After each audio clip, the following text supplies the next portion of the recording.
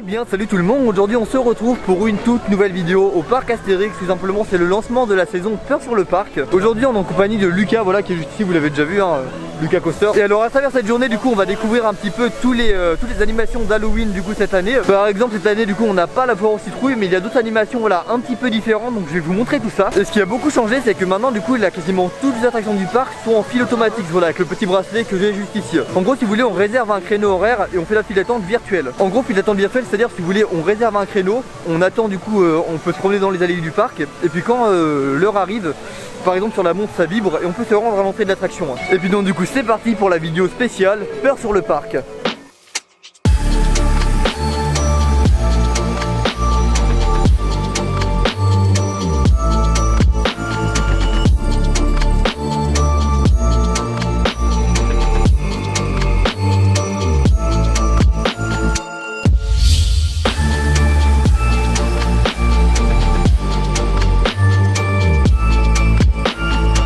Bon alors par contre l'expérience file automatique commence déjà assez mal. Là on vient d'arriver, du coup on a réservé pour le parc du coup à l'ouverture. Donc à la base c'est fait si vous voulez pour réduire les files d'attente. Et là voilà, si vous voulez on est quasiment à l'entrée de la file d'attente et la file d'attente commence ici. Donc bon je sais pas trop comment penser pour l'instant, pour moi c'est pas hyper concluant. Après on verra vraiment tout au long de la journée et je vous dirai vraiment mon ressenti à la longue.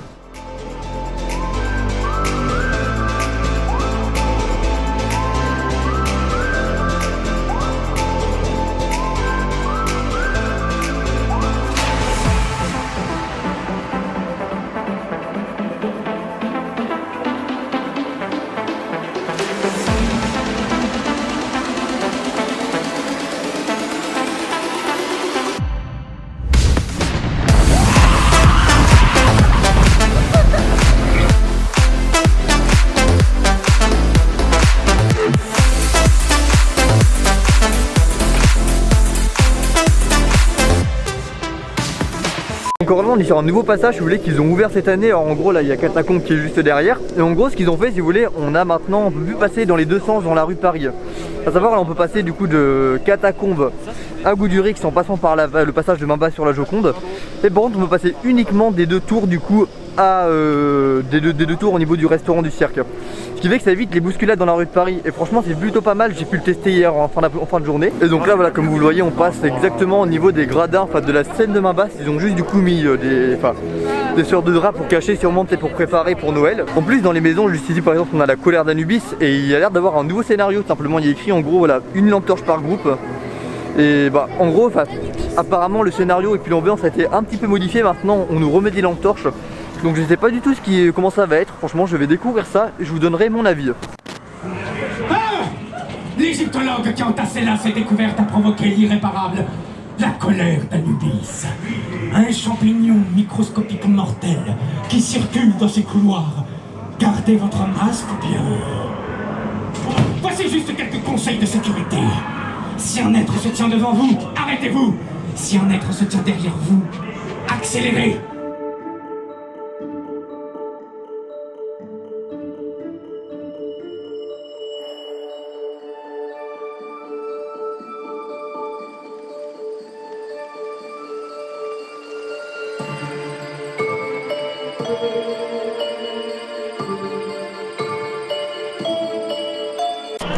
Voilà et puis donc du coup on mange au relais gaulois. Bon relais gaulois c'est un peu l'habitude au parc.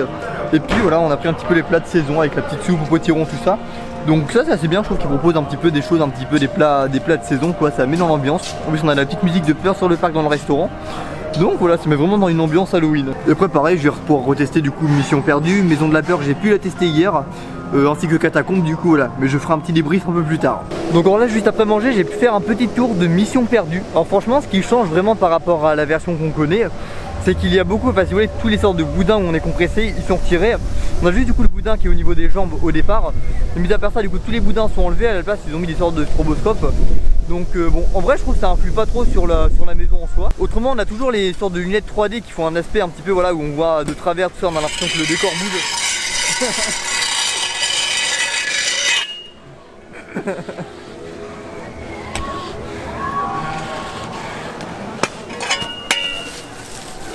Bon là en même temps on a été interrompu du coup par le fossoyeur. Alors ça c'est pour on peut le retrouver dans l'attraction, enfin dans la maison Catacombe qui est juste derrière. Et Catacombe justement bah tiens je vais en parler. Alors j'ai pas pu le faire, je l'ai pas fait aujourd'hui, mais du coup je l'ai testé hier. Et franchement je trouve que c'est un peu mieux du coup que l'année dernière. Parce que si vous voulez maintenant ce qui se passe c'est qu'on est par petits groupes vraiment encore plus qu'avant. Et puis le fait d'être en petit groupe comme ça surtout je trouve c'est vraiment bien. Car ça, les comédiens sont beaucoup plus présents du coup pour un petit groupe que quand il y a un gros groupe. Ce qui fait que bon ça va un peu plus peur franchement. Et du coup j'en garde un assez bon souvenir.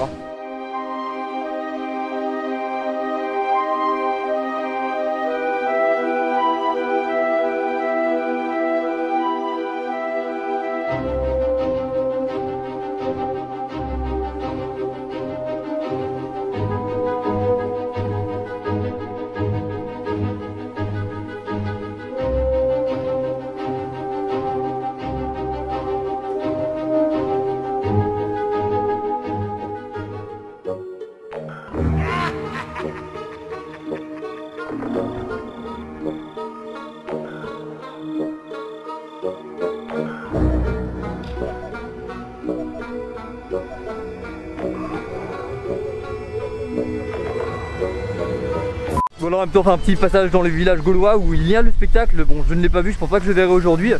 Mais avec le farfadet, bon c'est une petite animation qui est sympa pour les plus petits. Et là on peut voir en même temps il y a Obélix juste ici. Bon du coup on est dans la file d'attente là de Pégase Express. Et puis toujours pareil, si vous voulez on a du coup pris un fil automatique. Il y avait à peu près 40 minutes d'attente.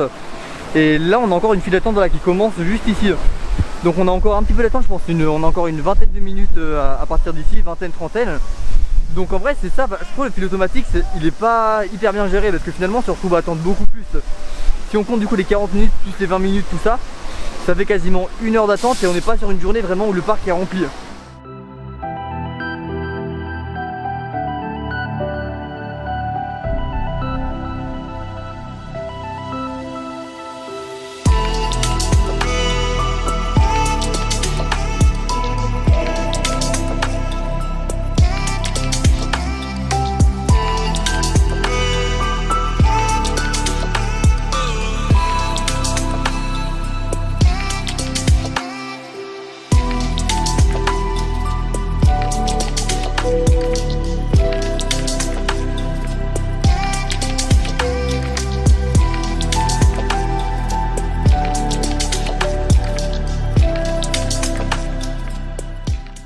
Voilà, et puis donc du coup j'ai fait l'outro dans la vidéo dans la voiture tout simplement car là j'ai pas besoin de mettre le masque et puis bon c'est beaucoup plus pratique pour parler, pour pouvoir débrief correctement. En plus on a la petite vue juste derrière sur Pégase Express, donc c'est très sympa, on va peut-être voir des trains passer. Alors franchement moi Peur sur le parc cette année, bon j'ai bien aimé franchement l'édition, j'aime bien un petit peu ce qu'ils ont fait. Après bon c'est sûr, enfin personnellement ça ne vaut pas les Peur sur le parc qu'il y a eu les années précédentes, tout simplement car déjà il manque certaines animations, on n'a pas la foire aux citrouilles et ça pour moi c'est un des gros points noirs. Car la foire aux citrouilles, c'est vraiment une zone où je trouve il y avait beaucoup d'animations vraiment diverses. Et ça tournait vraiment tout le temps.